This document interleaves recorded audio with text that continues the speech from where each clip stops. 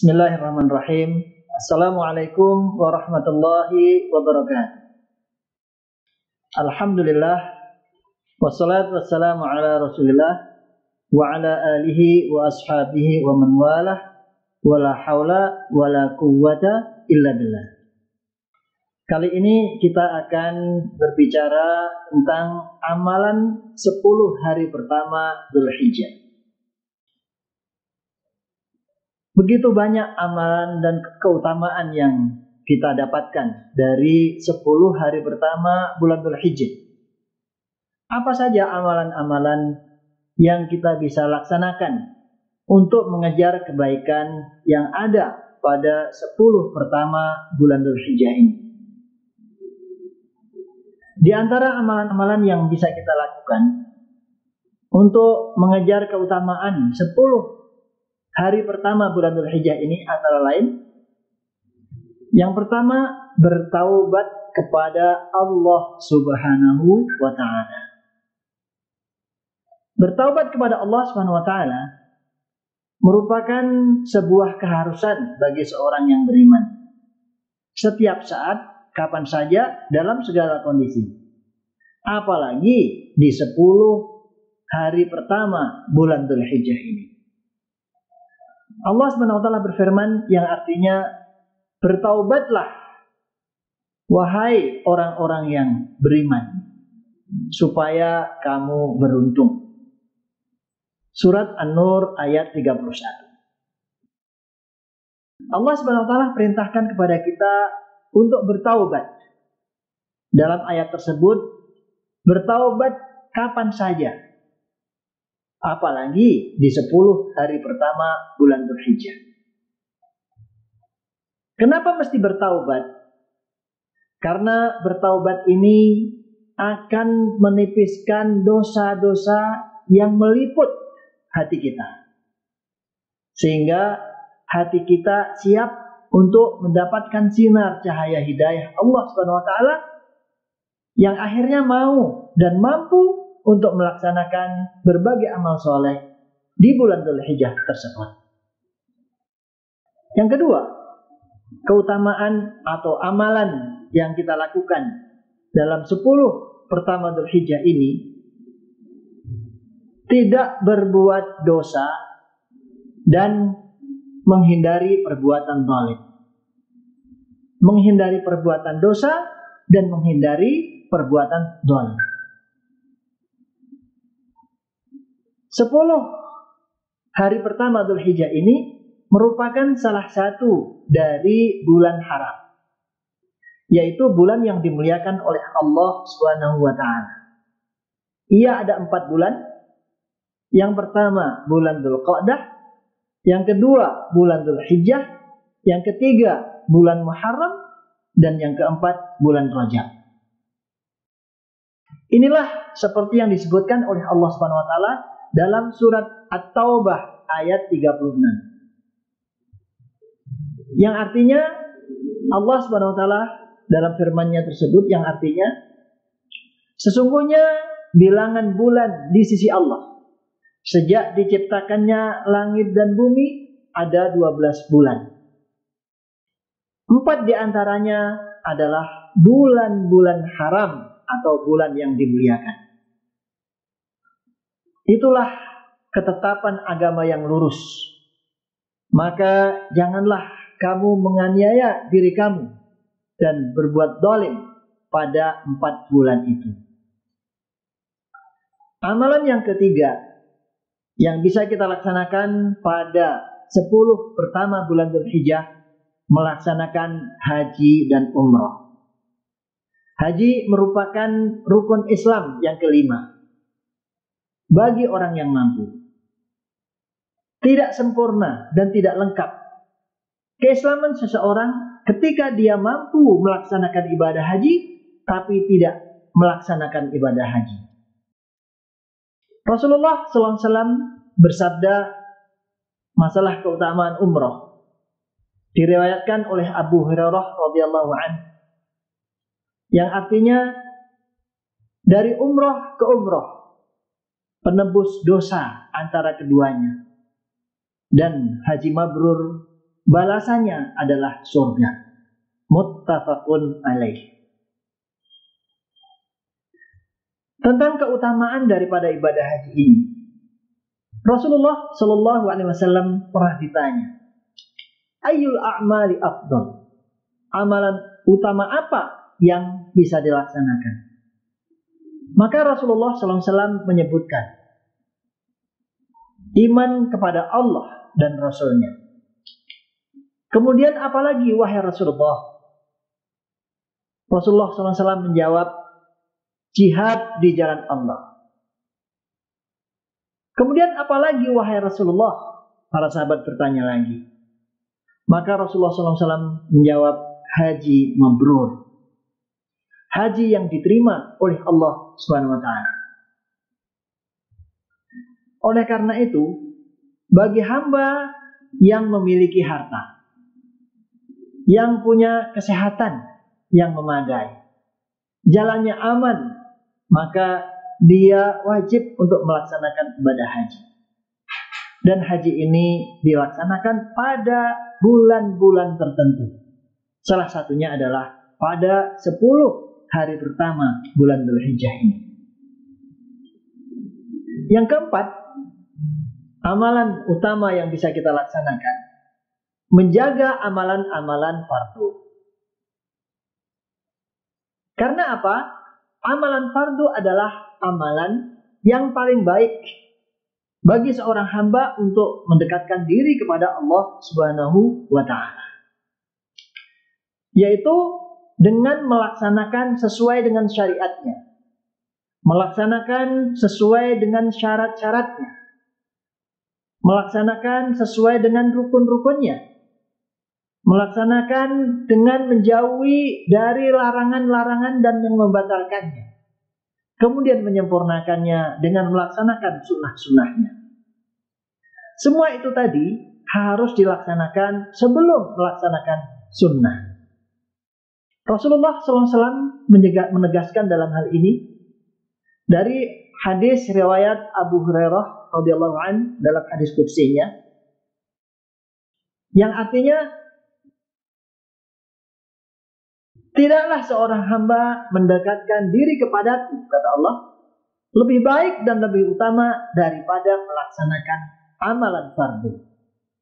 Oleh karena itu, amalan fardu ini harus diutamakan.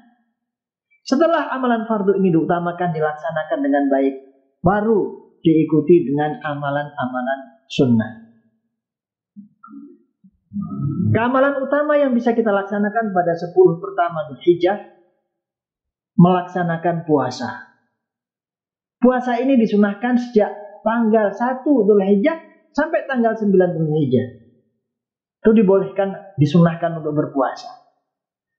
Dan lebih ditekankan lagi ketika pada tanggal 9 Dzulhijjah atau yang disebut dengan hari Arafah.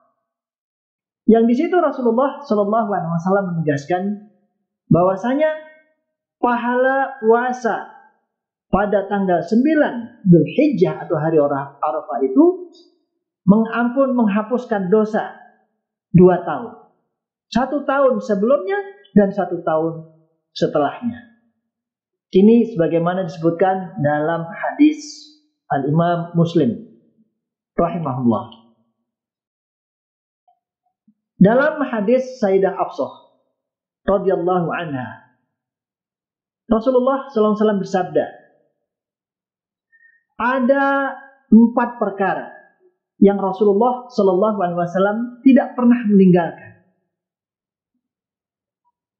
Puasa Asyura, puasa 10 hari, yaitu pertama Dzulhijjah, puasa 3 hari setiap bulan, dan 2 rakaat sebelum subuh.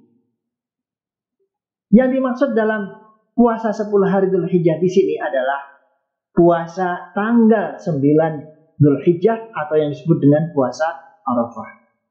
Yang keenam, takbir, tahlil, dan tahmid. Takbir artinya mengucapkan Allahu Akbar. Tahlil mengucapkan La ilaha illallah. Tahmid mengucapkan Alhamdulillah. Takbir disunahkan sejak hari pertama bulan Dzulhijjah. baik siang maupun malam. Seorang muslim disunnahkan untuk mengucapkan takbir ini. Lafaz takbir seperti yang kita ketahui, Allahu Akbar, Allahu Akbar, Allahu Akbar. La ilaha illallah wa Allahu Akbar. Allahu Akbar walillahil hamd.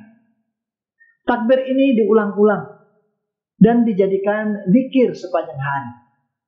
Sejak hari pertama hingga 10 hari. Takbir ini disebut dengan takbir mutlak. Bukan takbir Lebaran yang kita baca pada 10 Dzulhijjah kemudian diikuti dengan hari Tasyrik. Para sahabat melaksanakan takbir ini pagi, siang maupun malam. Seperti yang saya sebutkan di awal, bahwasanya takbir ini disebut at-takbir al-mutlaq bil laili wan nahar. Takbir mutlak siang dan malam. Inilah seperti yang disebutkan dalam surat Al-Hajj ayat 28. Yang artinya supaya mereka menyaksikan berbagai manfaat bagi mereka dan supaya mereka menyebut nama Allah pada hari yang telah ditentukan atas rezeki yang Allah telah berikan kepada mereka berupa binatang ternak. Al-Hajj ayat 28. Para ulama tafsir menyebutkan tentang hari yang diketahui di sini adalah hari 10 hari bulan Dzulhijjah. Ini ditegaskan oleh hadis Rasulullah SAW yang diriwayatkan oleh Imam Ahmad rahimahullah. Fa'akthiru fihinna minat tahlil wat takbir wat tahmid. Maka perbanyaklah di dalamnya takbir, tahlil dan tahmid. Takbir bagi laki-laki dikeraskan. Sedangkan bagi seorang perempuan disunnahkan untuk tidak dikeraskan.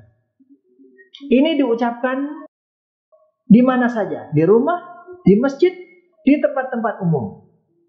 Sahabat Rasulullah sallallahu alaihi wasallam, Sayyidina Umar radhiyallahu anhu, Sayyidina Abdullah ibn Umar radhiyallahu anhu, Sayyidina Abu Hurairah radhiyallahu anhu, ketika sejak tanggal 1 Dzulhijjah beliau keluar ke pasar dan mengucapkan takbir dengan suara keras, dan kemudian takbir itu diikuti oleh para pengunjung pasar. Sedangkan takbir khusus yang kita laksanakan pada Idul Adha, maka takbir itu diucapkan sejak tanggal 9 Dzulhijjah, pagi 9 Dzulhijjah atau hari Arafah, dan berlangsung hingga tanggal 13 Dzulhijjah sampai waktu tenggelamnya matahari. Amalan yang ketujuh, memperbanyak sedekah. Sedekah dianjurkan untuk dilaksanakan kapan saja, karena dia termasuk amalan yang utama. Dan pada 10 hari pertama bulan Dzulhijjah ini lebih dianjurkan lagi. Yang kedelapan, amalan yang bisa kita laksanakan, memperbanyak sholat sunnah. Terutama adalah qiyamul lail. Karena sholat yang paling baik setelah sholat fardu adalah sholatul lail, sholat malam. Yang kesembilan, amalan utama yang kita bisa laksanakan, tilawatul Quran. Ini karena sangat dianjurkan. Dia sangat mudah, sangat ringan, dan pahalanya langsung. Ini pahalanya tidak kita dapatkan hanya dalam satu surat, atau satu ayat, atau satu kata, tetapi pahala itu kita dapatkan dalam setiap huruf yang kita baca. Alif Lam Mim bukan dikasih pahala satu kalimat, tetapi kita akan dapatkan huruf per huruf. Alif pahala, Lam dapatkan pahala, Mim juga mendapatkan pahala. Dan lebih dari itu, Allah Subhanahu wa taala lipat gandakan itu 10 kali. Oleh karena itu, tilawatul Quran ini sangat-sangat mudah untuk kita laksanakan. Yang ke-10 amalan yang kita bisa laksanakan, melaksanakan sholat Id, yaitu pada tanggal 10 Dzulhijjah. Sholat Id ini hukumnya sunnah muakkadah. Sunnah muakkadah artinya sunnah yang ditekankan. Artinya juga sunnah muakkadah itu sunnah yang Rasulullah Sallallahu Alaihi Wasallam tidak pernah meninggalkan. Dan yang ke-11 dari amalan yang kita bisa laksanakan pada 10 pertama bulan Dzulhijjah ini, menyembelih binatang kurban. Yang keutamaannya sangat banyak sekali. Dan dia hukumnya sunnah muakkadah, sunnah yang ditekankan. Oleh karena itu, ini dilaksanakan pada tanggal 10, 11, 12, dan 13 bulan Dzulhijjah atau hari tasyrik.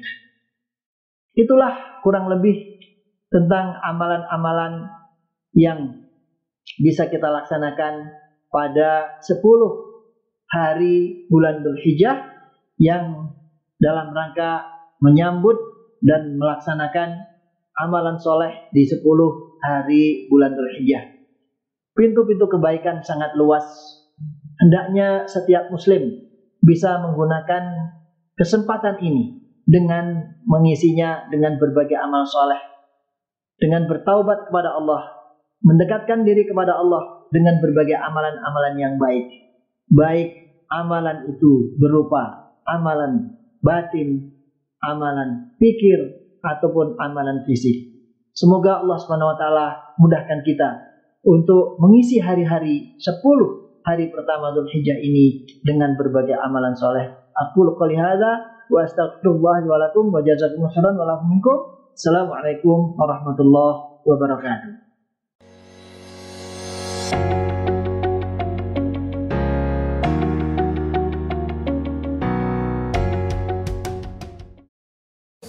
Jangan mau jadi korban cinta dunia, apalagi sampai iman dikorbanin. Mendingan kita potong hewan kurban biar kita makin dekat sama Allah. Ayo kita berkurban